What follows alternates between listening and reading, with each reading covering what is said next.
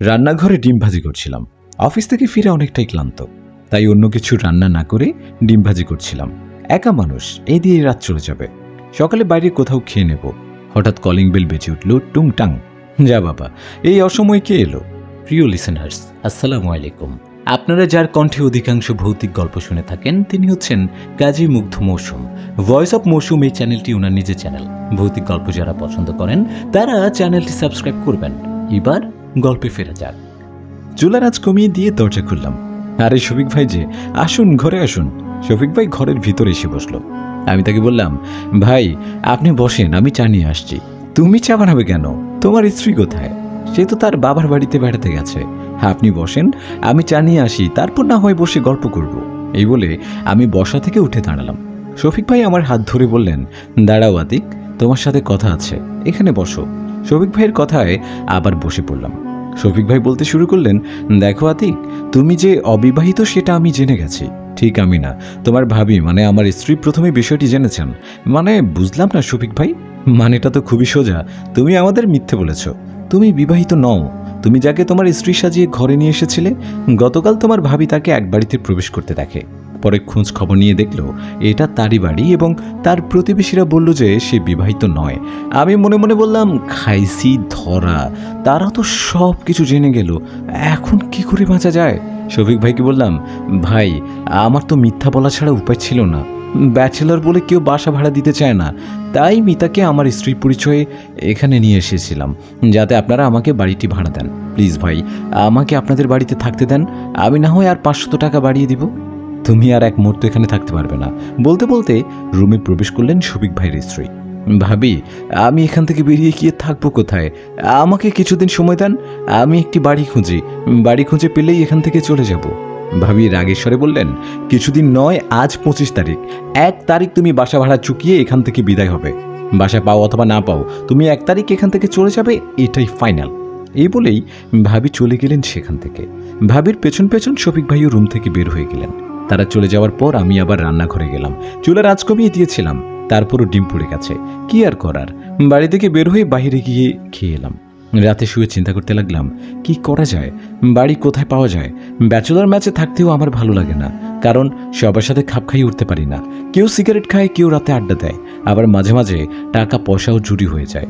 তাই চিন্তা করলাম বাসা ভাড়া নেব, কিন্তু ব্যাচেলর বলে কেউ বাসা ভাড়া দিচ্ছিল না। তাই মিতাকে স্ত্রী সাজিয়ে এখানে নিয়ে এসেছিলাম। ও, মিতার পরিচয় তো আপনাদের দেওয়া হয়নি। আচ্ছা, শুরু থেকেই শুরু করি। আমি আতিকুর রহমান, ঢাকা একটি বেসরকারি ব্যাংকে হিসাব রক্ষক। মিতা আমার সহকর্মী, দুজনেই খুব ভালো বন্ধু। মিতা হয়তো আমার কাছে বন্ধুত্বের চেয়ে একটু বেশি কিছু আশা করে, তবে আমি সে বিষয়ে এখনো ভাবতে চাইছি না। সবেমাত্র চাকরিতে যোগদান করলাম।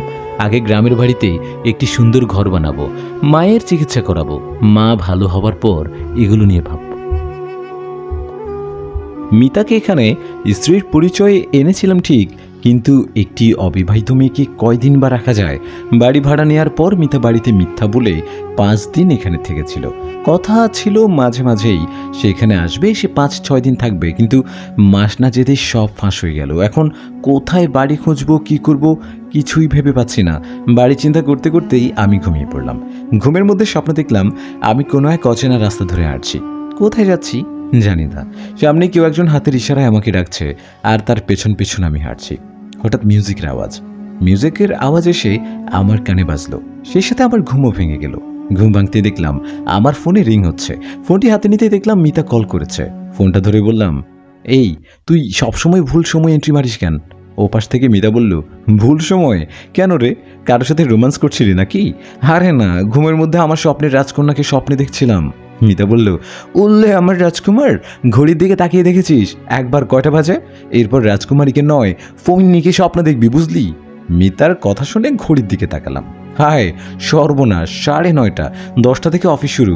অফিসে যেতেই তো আধা ঘন্টার চেয়ে বেশি সময় লাগে। তৈরি হব কখন? তার উপর যদি জ্যামে পড়ি তাহলে তো কথাই নেই। বিছানা থেকে নেমে তাড়াতাড়ি ছোট ঘরে গেলাম। সংক্ষিপ্ত ইন্টারভিউ দিয়ে বেরিয়ে পড়লাম। কোনো রকমে একটা প্যান্ট আর শার্ট গায়ে দিয়ে, টাই জুতা সব হাতে দিয়ে দৌড়ে বের হলাম। কপাল ভালো, বের হতেই একটি সিএনজি পেয়ে গেলাম। গাড়িতে বসে জুতা টাই পরে নিলাম। আসলে আজকে আমার কপালটা ভালো, রাস্তায় কোনো যানজট নেই। অন্যদিন তাড়াতাড়ি বের হলেও রাস্তায় যানজটের কারণে অফিসে যেতে প্রায় 10-15 মিনিট দেরি হয়। আমার নয়, সবার। অফিসের স্যারেরও দেরি হয়। স্যার বিষয়টা বুঝেন, কেউ তো আর ইচ্ছে করে দেরি করে না, তাই 10-15 মিনিট দেরি হলে কাউকে কিছু বলেন না।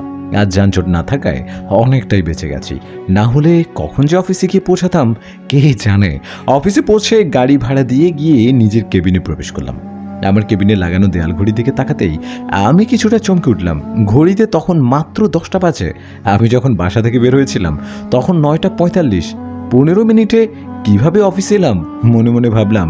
ঘড়িটা হয়তো খারাপ হয়ে গেছে। পকেট থেকে মোবাইল বের করে সময় দেখলাম, মোবাইলেও তখন 10টাই বাজে। তার মানে ঘড়ি ঠিক আছে। তাহলে আমি এত তাড়াতাড়ি কিভাবে এলাম? সম্ভবত আমার ভুল। হয়তো বাড়িতে থাকতেই ঘড়িতে 8:30 বা 9:30 ধরে নিয়েছিলাম। আর এই বিষয়ে না ভেবে নিজের কাজ করতে লাগলাম। মাসের শেষ, হিসেবটা মিলিয়ে নিতে হবে। গতকাল জাবেদা করে রেখেছিলাম, আজ খতিয়ান করে নিলেই অনেক কাজ এগিয়ে যাবে। তাই বসে বসে প্রথমে জাবেদা একটু চোখ বুলিয়ে নিলাম কোনো ভুল আছে কিনা দেখার জন্য। জাবেদা চোখ বুলানোর সময় দরজায় কেউ নক করলো। নিচের দিকে তাকিয়ে বললাম, ইয়েস কামিং। মিতা রুমে প্রবেশ করে বলল, কি রে তুই আমাকে মিথ্যা বললি কেন? আমি তোকে কি মিথ্যা বললাম? আমি মিথ্যা কি বলেছি বল? তোকে যখন আমি ফোন দিলাম তুই বললি আমার ফোন পেয়ে তোর ঘুম ভেঙেছে। হ্যাঁ, তোর ফোন পেয়েই তো আমি ঘুম থেকে উঠলাম। আমার ফোন পেয়ে যদি তো ঘুম ভাঙে, তাহলেই যদি ওভাবে উঠিস, তাহলে এত তাড়াতাড়ি অফিসে আসলি কিভাবে? আচ্ছা মিতা, তুমি আমায় কয়টার সময় ফোন দিয়েছিলে? কয়টার সময় আবার? 9:30। তুই ঠিক বলছিস তো? একবার ফোন লিস্ট চেক কর গাধা। মিতা আমার কথা শুনে তার মোবাইল ফোনটা আমার সামনে দিল। হ্যাঁ ঠিকই আছে, ঠিক 9:30 আমার নাম্বারটি ডায়াল করা। আমি তড়িঘড়ি করে আমার মোবাইল বের করলাম। আমার মোবাইলেও মিতার নাম্বার 9:30 রিসিভ হয়েছে। তাহলে আমি কিভাবে 45 মিনিটের পথ 15 মিনিটে চলে এলাম? কিছুই মাথায় ঢুকছে না। আতিক, এই আতিক, কি রে, কি ভাবছিস? না কিছু না। তাহলে যে এতক্ষণ তোকে তোকে ডাকছি শুনছিস না কেন? না মানে মিতা, একটি সমস্যা হয়ে গেছে। কি? আমি যে বাড়িতে থাকতাম তারা জেনে গেছে যে আমি অবিবাহিত। বলিস কি? তারা কিভাবে জানলো? গত পরশুদিন বিকেলে ভাবি তোকে এক বাড়িতে প্রবেশ করতে দেখেন। পরে তিনি খবর নিয়ে দেখলেন এটা তোর বাড়ি। আর তোর প্রতিবেশীর কাছ থেকে জানতে পারলেন যে তুই অবিবাহিত। কপাল খারাপ হলে যা হয় আর কি। এখন কি করবি? কিছু ভেবেছিস? তুই তো আমার ম্যাচে থাকতে পারবি না, এটাই তো চিন্তা করছি। 4 দিনের ভিতরে বাড়ি কোথায় পাবো? পরিবার থাকলে না হয় কথা ছিল, ব্যাচেলরকে তো কেউ বাড়ি ভাড়াও দিতে চায় না। এই জন্যই তো তোকে বলি তুই আমাকে বিয়ে করে নে, ব্যাস হয়ে গেল না পরিবার। মিতা, তোকে কতবার বললাম এখন আমি বিয়ে নিয়ে ভাবতে চাই না। আগে মায়ের চিকিৎসা করাই, তারপর এগুলো নিয়ে ভাববো। তুই ভাবতে থাক, আমি গেলাম। এই বলে মিতা বসা থেকে উঠে চলে গেল। আমিও আমার কাজে মন দিলাম। বিকেলে অফিস শেষ করে বের হলাম। মাথায় সেই এক চিন্তা, বাড়ি খুঁজবো কোথায়। চিন্তা করতে করতে হাঁটছিলাম আনমনে। হঠাৎ মিতা পেছন থেকে ডাক দিল, আতিক, এই আতিক। মিতার ডাক শুনে দাঁড়িয়ে পিছনে তাকালাম। মিতা খানিকটা দৌড়ে এসে বলল, কি আমাদের প্রতিদিনের রুটিন কি ভুলে গেলি? প্রতিদিন অফিস শেষ করার পর আমি আর মিতা রাস্তার পাশের একটি চটপটির দোকান থেকে ফুচকা কিনে খাই। আজ টেনশনের চাপে সেটা ভুলেই গিয়েছিলাম। মিতা আমার দিকে হাঁ করে তাকিয়ে বলল, কি রে, একেবারে হাবা হয়ে গেলি নাকি? কিছু বলছিস না কেন? আচ্ছা কিছু বলতে হবে না, চল গিয়ে ফুচকা খাই। আজ ফুচকা খেতে মন চাইছে না, তবুও মিতার পিড়াপিড়িতে ফুচকা খেতে গেলাম। মিতা ফুচকাওয়ালার কাছে গিয়ে বলল, ভাই ফুচকা দেন তো। ফুচকাওয়ালা ফুচকা সাজিয়ে ছোট একটি প্লেটে দিল। মিতা ফুচকা খাচ্ছে আর একা একা গল্প করে যাচ্ছে। আমি কথা বলছি না দেখে মিতা জিজ্ঞেস করলো, কি রে আজ তোর কি হলো? কিছুই বলছিস না যে? না মানে ভাবছি কোথায় একটি বাড়ি পাওয়া যায়। তোর মাথায় এখনো সেই বাড়ি চিন্তায় ঘুরপাক খাচ্ছে। কি করব বল? বাড়ি খোঁজা তো আর সহজ কথা নয়। যে বাড়িতে আছি সেটাও কিভাবে ভাড়া নিয়েছি সেটা তো তুই জানিস। এক কাজ কর, একটু দূরে কোথাও বাড়ি দেখ। এবারও না হয় তোর বউ সেজে যাব। তোর বউ সাজতে আমার ভালোই লাগে। না মিতা, মিথ্যে বলে আর বাড়ি নেব না। আমি অবিবাহিত জেনে কেউ যদি বাড়ি দেয় দিবে, না হয় অন্য পথে হাঁটতে হবে। আতিক, তুই এক কাজ কর, একটু ভুতুটে বাড়ি খুঁজে বের কর। কেন রে, ভূতের ছেলেকে বিয়ে করবি নাকি? ইস, আমার মতো সুন্দরী মেয়ে বিয়ে করবে ভূতের ছেলেকে? এই, তোর মাথায় এসব উদ্ভট চিন্তা কোথা থেকে আসে শুনি? তাহলে ভুতুড়ে বাড়ি খুঁজতে বলছিস কেন? শোন, আমি হরর মুভিতে দেখেছি ভুতুড়ে বাড়ির মালিকরা কম ভাড়ায় বাড়ি ভাড়া দেয়, আর ব্যাচেলর না ম্যারিড সেটা খুঁজে না। 1 মিনিট, তুই হরর মুভি দেখেছিস? হ্যাঁ দেখি, কোনো সমস্যা? আমি তো জানি তুই একটু ভীতু।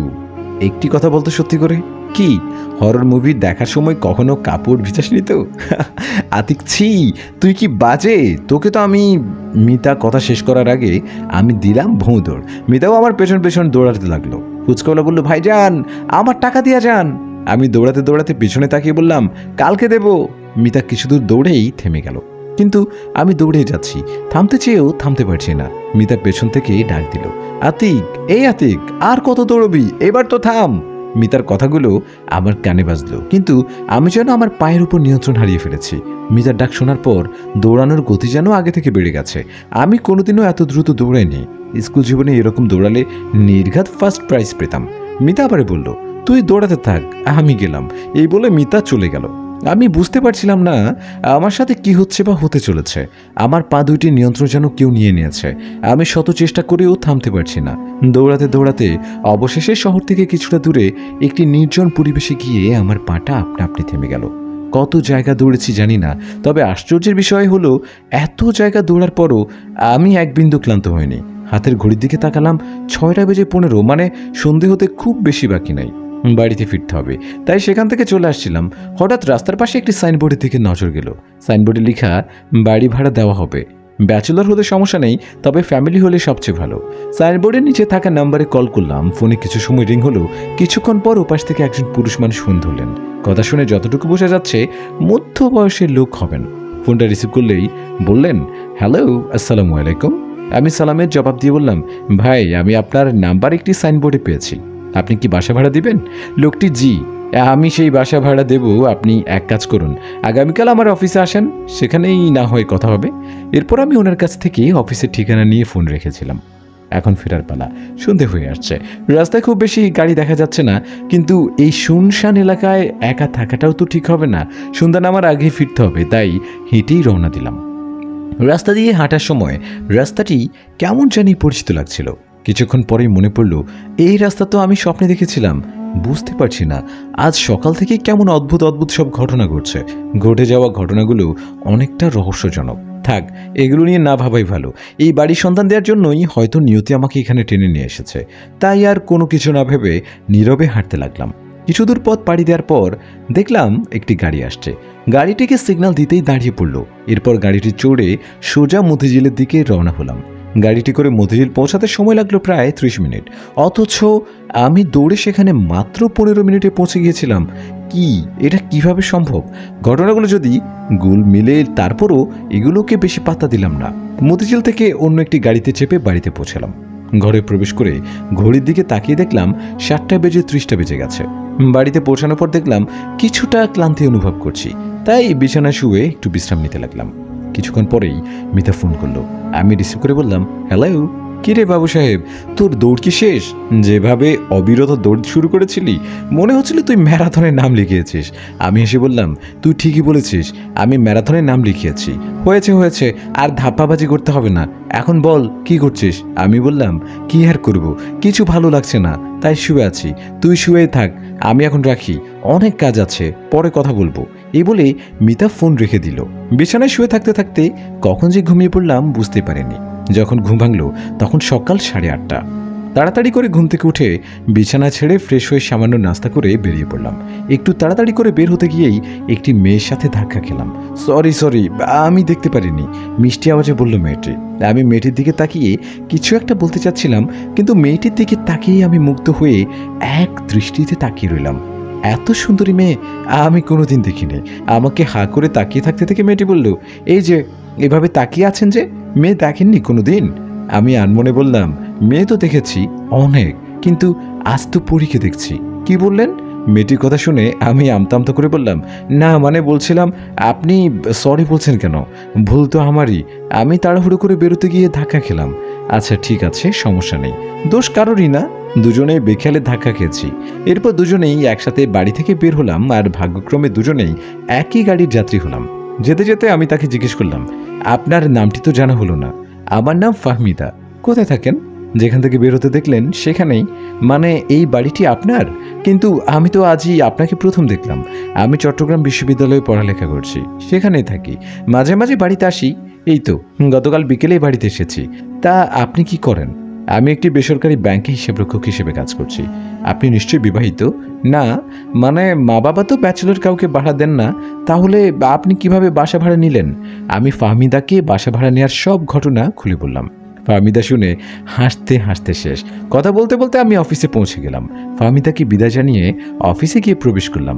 ধীরে ধীরে গিয়ে নিজের কেবিনে প্রবেশ করে ফ্যান চালু করে গিয়ে চেয়ারে বসলাম। গতকাল একটি হিসেব অর্ধেক করে রেখে গিয়েছিলাম, সেটি সম্পূর্ণ করতে বসে পড়লাম। কিছুক্ষণ পরেই আমার মোবাইল ফোনটি বেজে উঠল। ফোনের রিংটোন বেজে যাচ্ছে। অসময়ে ফোনে রিং আসায় কিছুটা বিরক্ত হলাম, কারণ হিসেব বিজ্ঞানের হিসেবগুলো বড়ই গোলমেলে। যাই হোক, ফোনটা হাতে নিয়ে রিসিভ করে সালাম দিলাম। ওপাশ থেকে ভারী কণ্ঠে একজন বললেন, ওয়ালাইকুম আসসালাম, আপনি না আজ আসার কথা ছিল? দুঃখিত, আমি আপনাকে চিনতে পারিনি। ওই যে গতকাল আপনি কল করলেন না, বাড়ি ভাড়া নেবেন বলে।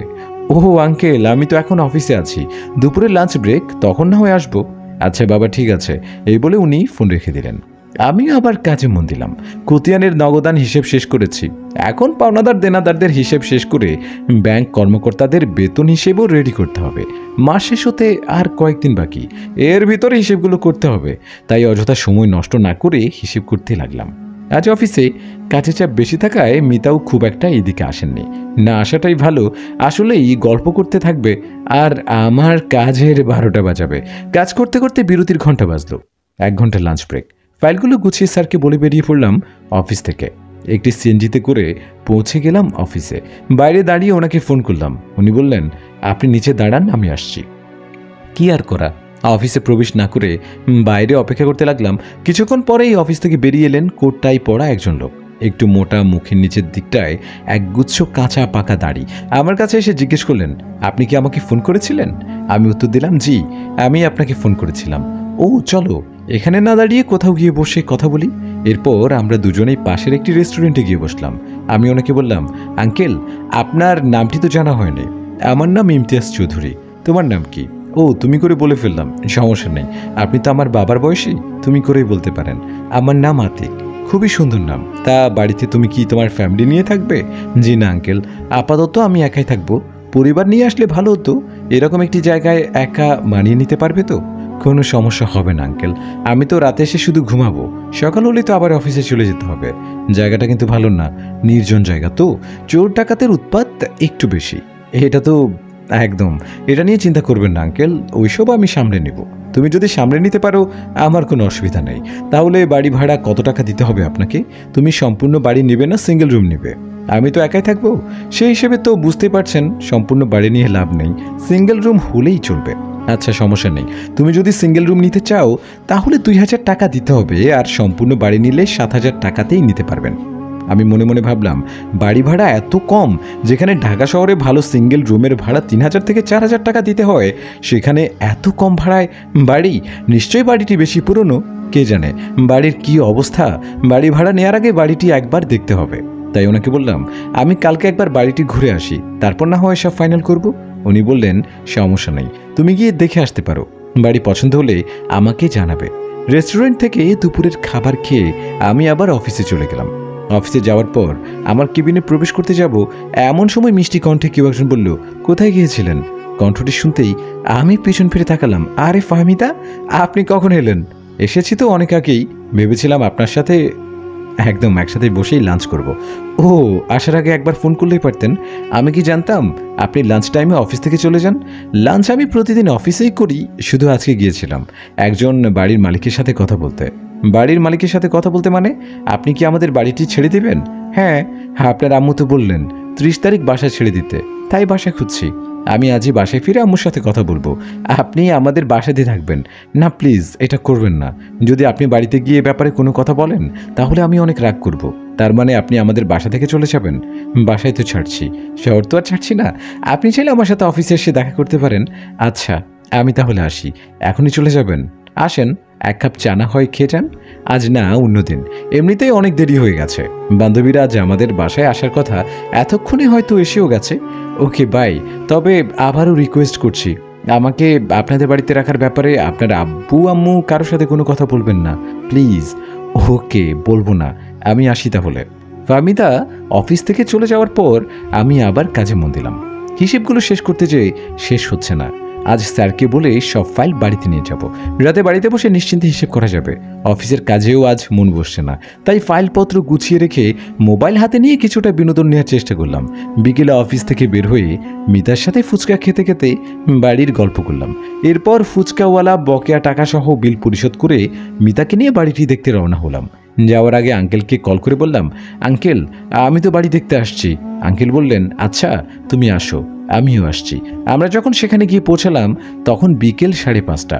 আমরা সেখানে গিয়ে দেখলাম আঙ্কেল আমাদের জন্য অপেক্ষা করছেন। আমি আঙ্কেলকে দেখে বললাম, আঙ্কেল আপনি এত তাড়াতাড়ি কিভাবে এলেন?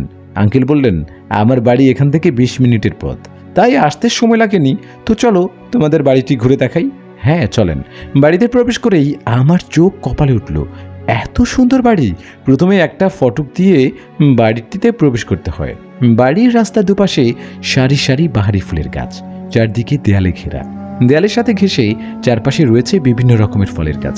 ঘরের ভিতরে প্রবেশ করতেই এক কর্নারে দেখতে পেলাম টবে গাছ লাগানো। বাড়িটি দোতলা, প্রতিটি কক্ষ সাজানো গোছানো।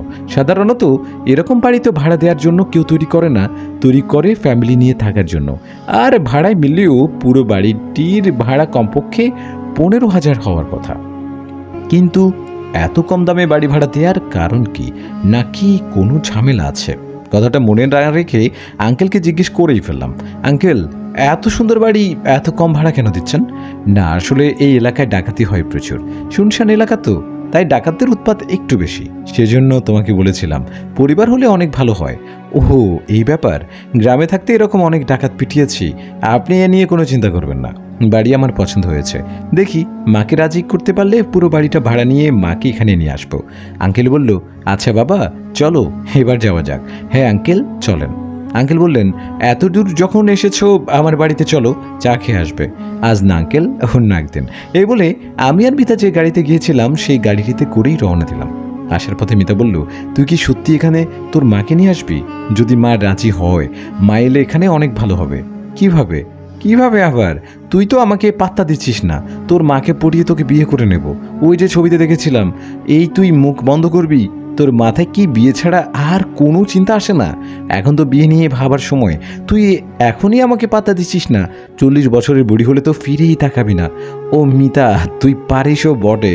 আমরা যখন বাড়িতে পৌঁছালাম তখন সন্ধ্যা 7:30। আমার রুমটি একেবারেই অগোছালো। মিতা চারিদিকে তাকিয়ে একটু রেগে গিয়ে বলল, কি রে তুই কি একটু শুধরাবি না? ঘরটাকে একটু গুছিয়ে রাখলে কি হয় শুনি? আরে ধুর, ঘর গোছানো আবার ছেলেদের কাজ নাকি? এটা তো মেয়েরা করে। ইস কি কুক্ষণে যে তোর মতো একটা অকেজোকে ভালোবেসতে গেলাম। ব্যাংকের জাবেদা আর খতিয়ান ছাড়া কিছুই পারিস না। আমার কপালে হয়তো অনেক দুঃখ আছে। হ্যাঁ আছে তো, বেশি বকবক না করে আমাকে 1 কাপ চা দে, খুব মাথা ধরেছে। ইস এমনভাবে বলছিস যেন আমি তোর বিয়ে করা বউ। উফ মিতা, লাগবে না চা, আমি বাইরে গিয়ে খেয়ে আসছি। আরে তাড়া, আমি তো মজা করছিলাম, আমি এখনই চা নিয়ে আসছি। এরপর মিতা আমার রান্নাঘরে গিয়ে চা বানিয়ে এনে আমাকে দিয়ে সাথে নিজেও 1 কাপ খেলো। চা খাওয়া শেষে মিতা পুরো ঘরটাকে গুছিয়ে দিল। এরপর আবার মিতাকে নিয়ে আবার বেরিয়ে পড়লাম। রাতের খাবারটা হোটেলেই খেতে হবে, আর এ বাড়িতে যে কয়দিন আছি এভাবেই চালিয়ে দিব। বাড়ির মেন ফটক থেকে বের হতেই ফাহমিদার দেখা পেলাম। সে কোথাও হতে বাড়ি ফিরছিল। আমাদের বের হতে দেখে সে অবাক হয়ে বলল, আরে আতিক তুমি কোথায় যাচ্ছ? আর তোমার সাথে কে? আরে ফাহমিদা, তোমার সাথে গল্প করছিলাম না, এই হচ্ছে সেই মিতা। আর মিতা এই হচ্ছে ফাহমিদা, এই বাড়ির মালিকের মেয়ে। তা তুমি কোথা থেকে ফিরছো? আমি বান্ধবীর বাসায় গিয়েছিলাম, সেখানে থেকেই ফিরছি। বাড়িতে গিয়ে কি করবে? চলো আমাদের সাথে কিছুক্ষণ আড্ডা হয়ে থাক। ফাহমিদা একটু ভেবে বলল, আচ্ছা চলো। যদিও ফাহমিদা আমাদের সঙ্গে যাওয়ায় মিতা বিরক্ত হয়েছিল, তারপরও আমি রাগ করব বলে কিছু বলেনি। 3 জনই গিয়ে প্রবেশ করলাম একটি রেস্তোরাঁয়। না 3 জন নয় 4 জন। রেস্তোরাঁর সামনে সিয়ামের দেখা পেলাম। আমাদের আজকের আড্ডায় সেও যুক্ত হলো। রেস্তোরাঁর ভেতরে গিয়ে একটি কেবিনে বসলাম 4 জন। আমি সবাইকে জিজ্ঞেস করলাম, কি খাবেন সবাই? সিয়াম বলল, কি খাবো বলো? অন্তরে দাউ দাউ জ্বলছে অনল। সিয়াম অবশ্য একটু কবি কবি স্বভাবের। সে যখন রোম্যান্টিক মোডে থাকে তখন ছন্দে ছন্দে কথা বলে। আমি একটু রাগ করে বললাম, এই যে কবি সাহেব, এখানে আমরা খেতে এসেছি, কবিতা শুনতে নয়। ফাহমিদা বলল, আতিক আপনিও না, কবি মনের ভাবনা একটু শুনতে দেন তো। বলেন কবি সাহেব, আপনার মনে কিসের অনল জ্বলছে? সিয়াম আবার বলতে শুরু করলো, আতিক, তুই যে বড় লাকি, তোর জালেতে ধরা পড়ে সুন্দরী সব পাখি। সিয়ামের কথা শুনে ফাহমিদা আর মিতা দুজনেই হু হু করে হেসে উঠল। এর মধ্যে রেস্টুরেন্টের ওয়েটার এসে জিজ্ঞেস করলো, আপনারা কি খাবেন? আমি সবার মতামত নিয়ে 4 হাফ চিকেন বিরিয়ানির অর্ডার দিলাম। ওইটার অর্ডার নিয়ে চলে গেল। ফাহমিদা আবার বলতে শুরু করলো, তো কবি সাহেব, আপনার জালে কি কোনো পাখি ধরা দেয়নি? সিয়াম উত্তর দিল, জালে যদি পাখি দিত এসে ধরা, আমি থাকতাম কি এখানে একা? রাস্তায় কিংবা রেস্তোরাঁতে আমার সাথে তাকেও যে যেত দেখা। ফাহমিদা আর মিতা দুজনেই সিয়ামের ছন্দে ছন্দে কথা বলা উপভোগ করছিল। আমি সিয়ামকে বললাম, এই তুই কি তোর কবিতা থামাবি? সিয়াম কবিতা থামিয়ে বলল, আচ্ছা আতিক, তুই আমার কবিতার মাঝখানে কাবাবের হাড্ডির মতো এসে পড়িস কেন বলতো? ফাহমিদা সিয়ামকে উদ্দেশ্য করে বলল, কবি সাহেব কি এখনো সিঙ্গেল নাকি? এরই মধ্যে ওইটার খাবার নিয়ে এলো। খাবার খেতে খেতে 4 জন মিলে অনেক আড্ডা দিলাম। রেস্টুরেন্টে খাওয়া দাওয়া শেষ করে বাইরে এসে আরও কতক্ষণ সবাই মিলে আড্ডা দিলাম। ফাহমিদা সিয়ামের কাছ থেকে মোবাইল নাম্বার নিয়ে বলল, মাঝে মাঝে ফোন করে কবিতা শুনবো, শোনাবেন? কি যে বলেন, আপনি কবিতা শুনতে চাইবেন আর আমি শোনাবো না, তা কি কখনো হয়? আপনার যখন ইচ্ছে ফোন করতে পারেন। আমি মনে মনে বললাম, আজ কবি সিয়াম সাহেবের কপাল খুলেছে, কারণ ফাহমিদা হয়তো তার প্রতি ইমপ্রেস হয়েছে। তখন ঘড়িতে রাত 10:30। আর বেশি রাত আড্ডা দিয়ে লাভ নেই। আড্ডা এখানেই সমাপ্ত করে যে যার বাড়ির উদ্দেশ্যে রওনা হলো। আমি আর ফাহমিদা যেহেতু একই পথের পথিক, তাই আমরা দুজন একসাথে রওনা হলাম। বাসায় যখন ফিরলাম তখন রাত প্রায় 11টা। ফাহমিদার বাসায় ফিরতে দেরি হচ্ছে দেখে শফিক ভাই ঘরের বাইরে পায়চারি করছেন। আমার সাথে ফাহমিদাকে ফিরতে দেখে কিছুটা রেগে গেলেন, কিন্তু তিনি কিছু বলার আগেই ফাহমিদা বলল, বাবা, বান্ধবীর বাড়িতে সবাই মিলে আড্ডা দিতে দিতে কখন যে এত রাত হয়ে গিয়েছে বুঝতে পারিনি। ও, তো আতিকও তোমাদের সাথে গিয়েছিল নাকি? উফ বাবা, তুমিও না। রাস্তায় দিয়ে আমি একা আসছিলাম, উনিও হয়তো কোথাও হতে ফিরছিলেন, পথে ওনার সাথে দেখা হলো, তাই ভাবলাম রাতে একা একা না হেঁটে ওনার সাথে হাঁটা ভালো হবে, তাই ওনার সাথে বাড়ি ফিরলাম। ফাহমিদার বাবা কিছু বলতে যাচ্ছিলেন। ফাহমিদা বলল, বাবা প্লিজ আর কোনো প্রশ্ন করুন না, আমি খুব ক্লান্ত, ঘরে গিয়ে ঘুমাবো। ফাহমিদার কথা শুনে ফাহমিদার বাবা আর কোনো প্রশ্ন করলেন না, তবে উনি যে বিষয়টা অন্যভাবে দেখছেন সেটা বোঝা যাচ্ছে। আর অন্যভাবে দেখলেই বা কি, 2 দিন পরেই তো এখান থেকে চলে যাব। বাড়ি যেহেতু পেয়ে গেছি, 2 দিন আগে চলে যেতেও সমস্যা নেই। কথাগুলো ভাবতে ভাবতে আমি আমার রুমে এসে প্রবেশ করলাম। বিছানায় ঘুমোতে যাব এমন সময় মনে হলো মশারি টাঙিয়ে নেই। চারিদিকে খুদে ডাক্তাররা মানে মশারা ফ্রিতে ডেঙ্গু উপহার দিচ্ছেন, কে জানে, না জানি কখনো আমাকেও দিয়ে দিবেন। তাই মশারি টাঙিয়ে নীরবে গিয়ে মশারির নিচে শুয়ে পড়লাম। ঘুমের মধ্যে স্বপ্নে দেখলাম একটি মেয়ে আমাকে বলছে, আমার নিয়ন্ত্রণে আপনি, আমার বাড়ি আসছেন জেনে খুশি হয়েছি। হ্যাঁ হে অতিথি, আসুন, আপনি আমি যে আপনার পথে আছি। মেয়েটার শারীরিক গঠন, চেহারার আকার আকৃতি কিছু স্পষ্ট বোঝা যায়নি, সব কিছুই ঝাপসা। স্বপ্নটা দেখার সাথে সাথে আমার ঘুম ভেঙে গেল। ঘুম ভাঙার পর আমি শুনতে পেলাম কেউ একজন বলছে, আপনি ভয় পাবেন না, আমি আপনার ক্ষতি করব না, আমার যে আপনাকে বড় প্রয়োজন। বিছানা থেকে নেমে 1 গ্লাস পানি পান করলাম। এরপর বিছানায় এসে কিছুক্ষণ নীরব থাকলাম। না, আর কোনো শব্দ শোনা যাচ্ছে না, হয়তো মনের ভুল। তাই আর কোনো কিছু না ভেবে আবারও বালিশে মাথা লাগিয়ে শুয়ে পড়লাম। পরদিন যখন ঘুম ভাঙলো, দেখতে পেলাম আমার বিছানার পাশেই চায়ের কাপ হাতে ফাহমিদা দাঁড়িয়ে আছে। ফাহমিদাকে দাঁড়িয়ে থাকতে দেখে আমি তাড়াতাড়ি উঠে বসে পড়লাম। আপনি কখন এলেন আর ভেতর কিভাবে প্রবেশ করলেন? দরজা তো লাগানো ছিল। ফাহমিদা বলল, এই তো মাত্র এলাম, দরজা তো খোলা ছিল। মা আপনার জন্য চা পাঠিয়েছেন, সেটাই নিয়ে এলাম। ভাবি চা পাঠিয়েছে? আচ্ছা, আপনি এই টেবিলে এটি রেখে দেন, আমি আসছি। এই বলে আমি বিছানা থেকে নেমে পূর্ব দিকের জানালা দিয়ে তাকালাম। ফাহমিদা আমার কাছে গিয়ে বলল, কি দেখছেন? না মানে দেখছিলাম সূর্য আজ কোন দিকে উঠেছে। মানে কি? মানে ভাবি সাহেব অর্থাৎ আপনার মা কোনোদিন তো এভাবে চা পাঠাননি, আজ হঠাৎ চা পাঠালেন, তাই ভাবলাম আজ মনে হয় সূর্যটা পশ্চিম দিকে উঠছে। আপনি তো বড্ড বাজি, গিয়ে বলবো আপনি কি বলেছেন? তা গিয়ে বলতে পারেন, তাতে আমার কোনো সমস্যা নেই, কারণ 2 দিন পরেই আমি বাড়ি ছেড়ে চলে যাব। আসলেই খুবই খারাপ লাগছে, মাত্র 2 দিন হলো আপনার সাথে পরিচয়, ভালো করে আপনার সম্পর্কে জানতে পারলাম না, আর এর মধ্যেই আপনি চলে যাচ্ছেন। দূরে তো আর যাচ্ছি না, আর যে বাড়িতে যাচ্ছি সে বাড়িটি অনেক সুন্দর, আপনি মাঝে মাঝে সেখানে যাবেন, দেখবেন অনেক ভালো লাগবে। ফাহমিদা কিছু একটা বলতে চাচ্ছিল, ঠিক তখনই তার মা তাকে ডাক দিলেন। ফাহমিদা, 1 কাপ চা দিয়ে আসতে কতক্ষণ লাগে রে? আসছি মা, এই বলে ফাহমিদা আমার কামরা থেকে বের হয়ে গেল। আমিও চা নাস্তা করে তৈরি হয়ে অফিসে রওনা দিলাম। অফিসে পৌঁছে একটু সময় জিরিয়ে নিয়ে হিসাব মেলানোর জন্য ফাইল খুঁজতে লাগলাম, কিন্তু অনেক খোঁজাখুঁজির পর ফাইলগুলো খুঁজে পেলাম না। বড় টেনশনে পড়ে গেলাম। ফাইলগুলো খুঁজে না পেলে এই মাসে হিসেবও মেলানো যাবে না, আর হিসেব না মেলাতে পারলে তো চাকরিটাও হারাবো। হঠাৎ মনে পড়লো ফাইল তো গতকালকে বাড়িতে নিয়ে গিয়েছিলাম। যাক, নিশ্চিন্ত হওয়া গেল। স্যারকে বলে অফিস থেকে বেরিয়ে আসিফের বাইক নিয়ে বাড়ির উদ্দেশ্যে রওনা হলাম। বাড়িতে এসে ফাইলটি খুঁজে বের করে অফিসে নিয়ে এলাম। আগামীকালকেই স্যারের কাছে হিসেবগুলো জমা করতে হবে, তাই কেবিনের দরজার ভিতরে থেকে লক করে দিলাম যেন কেউ রুমে না আসতে পারে, কারণ কেউ রুমে এলেই হিসেব করতে সমস্যা হবে। দরজা বন্ধ করে এসে হিসেব করতে বসে পড়লাম। প্রায় 2 ঘন্টা একটানা হিসেব করে হিসেবটা গুছিয়ে নিয়ে এলাম। এখন একটু উদ্ধৃত পত্র করলেই শেষ। লাঞ্চ টাইম হয়ে এসেছে, তাই ফাইলপত্র রেখে দরজা খুলতেই দেখলাম মিতা দরজার বাইরে দাঁড়িয়ে আছে। তাকে দেখে বললাম, কি রে, তুই এখানে দাঁড়িয়ে আছিস কেন? দাঁড়িয়ে নয়, আমি মাত্র এসেছি, তোকে ডাকতে যাবো ঠিক তখনই তুই দরজা খুললি। লাঞ্চ করতে যাবি না? হ্যাঁ, এই জন্যই তো বের হলাম। এই বলে আমি অফিসের ক্যান্টিনের দিকে রওনা হলাম। মিতা বলল, এইদিকে কোথায় যাচ্ছিস? কেন ক্যান্টিনে? না, ক্যান্টিনে নয়, আমরা সবাই বাইরে কোথাও লাঞ্চ করব। আমরা সবাই মানে অফিসের সবাই কি বাইরে লাঞ্চ করবে নাকি? আরে না, অফিসের সবাই না, তুই, আমি, ফাহমিদ আর সিয়াম। ওদেরকে তুই পেলি কোথায়? ওরা তো ওয়েটিং রুমে বসে অপেক্ষা করছে। চল, তাড়াতাড়ি চল। এরপর মিতার সাথে বের হয়ে দেখলাম সত্যি ফাহমিদ আর সিয়াম এসেছে। এরপর সবাই মিলে অফিস থেকে সামান্য দূরে স্টারলাইট রেস্টুরেন্টে গিয়ে বসলাম। রেস্টুরেন্টে বসে ফাহমিদা বলল, শোনো, আজকে আমি সবাইকে খাওয়াবো। ফাহমিদার কথা শুনে মিতা বলল, কেন, আজ কি তোমার জন্মদিন? না, জন্মদিন নয়। আমি বললাম, তাহলে সবাইকে খাওয়াবে কেন? কারণ আজ আমার রেজাল্ট বের হয়েছে আর আমি পরীক্ষায় ফার্স্ট ক্লাস পেয়েছি। ফাহমিদার কথা শুনে সিয়াম বলল, তোমার রেজাল্টের খবর শুনে অনেক খুশি হলাম। এভাবেই তুমি যাও, এগিয়ে মন থেকে দোয়া দিলাম। সিয়ামের কবিতা শুনে আমি বললাম, হ্যালো বন্ধুরা, এটি জাতিক আর আপনারা শুনছেন FM 24। এখন আপনাদের সামনে আনলিমিটেড কবিতা পেশ করবেন বিশিষ্ট কবি সিয়াম আহমেদ।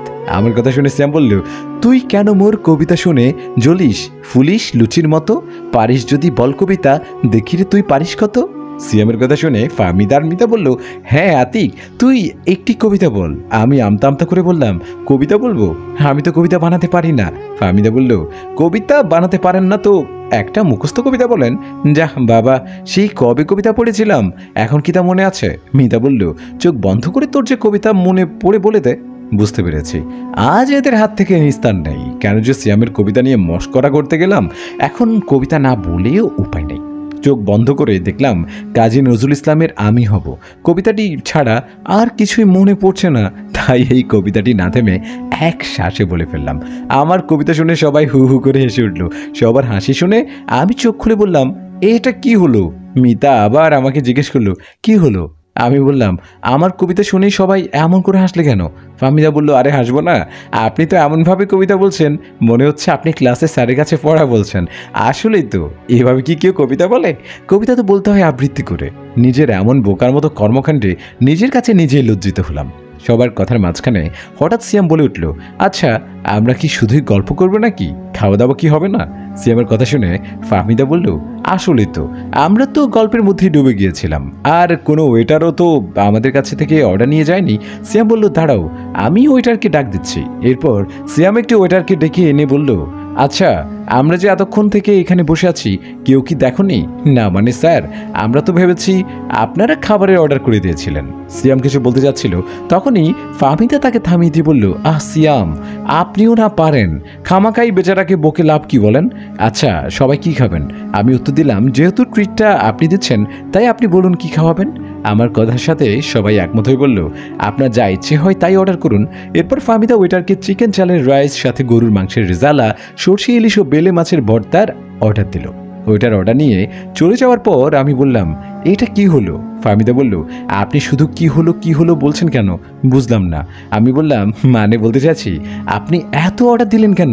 রাইসের সাথে তরকারির একটি আইটেম অর্ডার দিলেও তো হতো, তাই না? আপনি কি যে বলেন না, লাঞ্চ টাইম, সবাই যদি ভালো করে খেতে না পারে তাহলে কি হবে বলেন? তাই বলে এত, শোনেন, খাবারের বিল অর্ধেক আমি দেব। আচ্ছা ঠিক আছে, বিল দেওয়ার সময় দিবেন। এর মধ্যে ওইটার অর্ডার অনুযায়ী সব খাবার টেবিলে পরিবেশন করলো। খাবার পরিবেশন করার পর সবাই গল্প করতে করতে খেতে শুরু করলো। খাবার শেষে ফাহমিদা বলল, আপনারা বসেন, আমি আসছি। ফাহমিদা কেন যাচ্ছে আমি বুঝতে পেরেছি, সে খাবারের বিল দিতে যাচ্ছে। তাই আমিও তার পেছনে পেছনে গেলাম। আমি তার পাশে গিয়ে বললাম, দাঁড়ান আমি দিচ্ছি। উফ, আপনি কি করে বুঝলেন আমি বিল দিতে আসছি? বন্ধুদের সাথে খেতে গিয়ে কতবার যেভাবে বিল দিয়েছি। আচ্ছা ভালো। কথা বলার ফাঁকেই ফাহমিদা রেস্টুরেন্টের বিল দিয়ে দিল।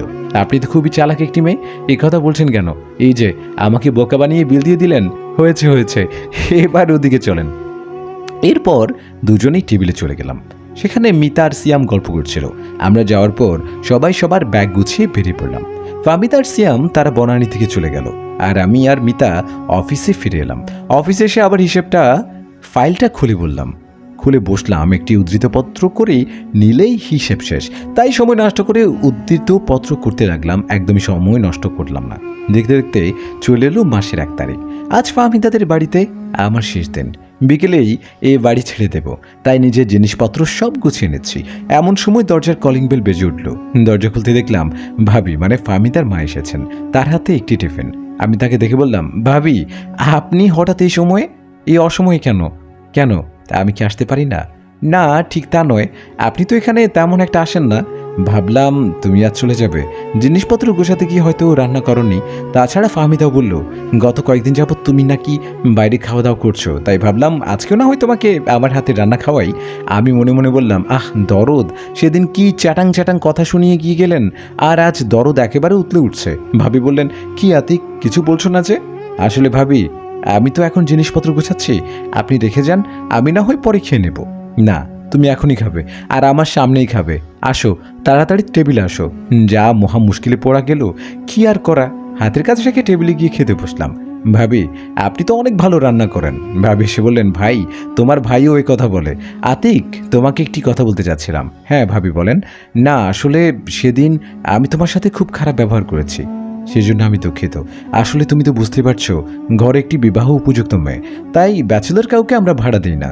আর তুমি মিথ্যা বলে বাড়ি ভাড়া দেওয়ায় আমার খুব রাগ হয়েছিল, তাই তোমার সাথে এমন ব্যবহার করেছিলাম। না ভাবি ঠিক আছে, আপনার জায়গায় আমি হলেও এমনটি করতাম। ভাবির সাথে গল্প করতে করতে খাওয়া শেষ করে ফেললাম। তবে আজ মনে হয় লোড একটু বেশি হয়ে গেছে, আর হবেই না বা কেন, এত মজার রান্না পেলে যে কেউ চেটে পুটে খাবে। খাওয়া শেষ করে উঠতে যাব, তখন ভাবি বললেন, হে মা তুমি আর খাবে না? ভাবি পেট ওভারলোড, এরপর যদি আরও খাই তাহলে পেট ফেটে যাবে। ভাবি আমার কথা শুনে হাসতে হাসতে বললেন, এত অল্প খেয়ে বলছো আর খেলে পেট ফেটে যাবে, এই জন্যই তো তুমি শুটকির মতো শুকনা। আমি মনে মনে বললাম, তোমার মতো হাতি হয়ে কি করবো। এরপর ভাবি টিফিন গুছিয়ে আমার কাছ থেকে বিদায় নিয়ে চলে গেলেন। বিকেলে নিজের ব্যাগপত্র নিয়ে বের হয়ে ঘরের চাবি ভাবির কাছে সমঝিয়ে দিলাম। ভাবি আমার দিকে তাকিয়ে বললেন, ভাই আমার উপর তুমি রাগ করো না, যদি তোমার মনে কোনো কষ্ট দিয়ে থাকি আমাকে ক্ষমা করে দিও। এমন কথা বলে আমাকে লজ্জা দিচ্ছেন কেন ভাবি? ফাহমিদার দিকে তাকিয়ে বললাম, ফাহমিদা আমি আসছি। ফাহমিদা কিছুই বলল না, শুধু তার চোখের কোণে এক বিন্দু জল দেখা গেল। তাদের কাছে থেকে বিদায় নিয়ে বাড়ির প্রধান ফটকের কাছে যেতেই শফিক ভাইয়ের দেখা পেলাম। আমি তাকে বললাম, শফিক ভাই আমি চলে যাচ্ছি, আমার জন্য দোয়া করবেন, আর ভুল ত্রুটি কিছু করে থাকলে ছোট ভাই হিসেবে ক্ষমা করে দেবেন। শফিক ভাই একটু গম্ভীর মুখে বললেন, যাও। মনেও সেদিন রাতে ঘটনা শফিক ভাইয়ের মনে এখনো দাগ কাটছে। কাটলেই বা কি, আমার তাতে কিছু যায় আসে না। সবার কাছ থেকে বিদায় নিয়ে নতুন বাড়ির উদ্দেশ্যে রওনা হলাম। বিকেল 4টার দিকে গিয়ে আমি আমার নতুন বাড়িতে পৌঁছালাম। বাড়ির প্রধান ফটকে বেশ বড় করে বাড়ির নাম লেখা মায়া মঞ্জিল। ঘরের ভেতরে প্রবেশ করতেই আমি অবাক হয়ে গেলাম। বাড়ির মালিক বাড়িটি বেশ সুন্দর করে সাজিয়ে রেখেছেন। যদি আমি একটি রুম ভাড়া নেব, তারপরে উনি সমস্ত ঘর সাজিয়েছেন খুব সুন্দর করে। প্রতিটা কক্ষে আমার পছন্দের সব রঙের ছড়াছড়ি। বিছানায় বিছানো হয়েছে আসমানি রঙের একটি চাদর। বাড়ির ডাইনিং রুমের পাশেই একটি গেস্ট রুম। এই রুমটাই আমি ভাড়া নিয়েছি। চারিদিকে চোখ বুলাতে আমার রুমে প্রবেশ করলাম। রুমের ভেতর দেয়ালে একটি পোস্টারে বড় করে লেখা, এই অতিথি নতুন বাড়িতে আপনাকে স্বাগতম। ভাড়া তো অনেক বাড়িতে থেকেছি, কিন্তু এভাবে কেউ স্বাগত জানায়নি। আসলেই এই বাড়ির মালিক বড়ই অদ্ভুত স্বভাবের। যাই হোক, নিজের ব্যাগপত্র রেখে বিছানায় শুয়ে বিশ্রাম নিতে লাগলাম। বড্ড ক্লান্ত লাগছে আজ, সমস্ত শরীর কেমন যেন অবশ হয়ে আসছে। বিছানায় শুয়ে বিশ্রাম নিতে লাগলাম। হঠাৎ একটি চাপা কান্নার আওয়াজ শুনে ঘুম ভাঙলো। মনে মনে ভাবলাম, এই সন্ধেবেলা কে কাঁদে? কান্নার আওয়াজটা ভালো করে শোনার চেষ্টা করলাম। বাইরে বাগান থেকে আসছে শব্দটি। কান্নার আওয়াজটি একটি মেয়ে মানুষের। তো এই গল্পের প্রথম পর্বটা কেমন হলো কমেন্ট করে জানাবেন। আর এই গল্পের শেষ পর্ব খুব শীঘ্রই আসবে। জিনুপরি রহস্যময় গল্প শুনতে নিশিরাজ 76 চ্যানেলটা সাবস্ক্রাইব করে রাখুন।